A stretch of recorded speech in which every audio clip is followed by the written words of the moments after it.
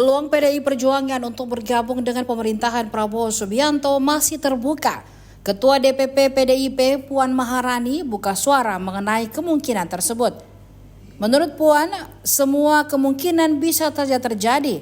Hal ini disampaikan Puan Maharani dalam keterangan di Kompleks Parlemen Senayan, Jakarta pada Selasa 24 September 2024.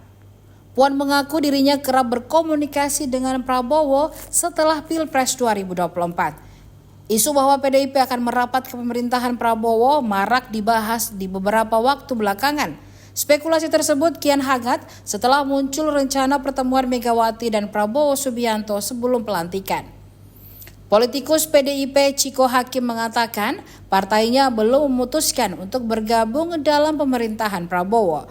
Ia menegaskan saat ini fokus partainya adalah pemenangan Pilkada 2024.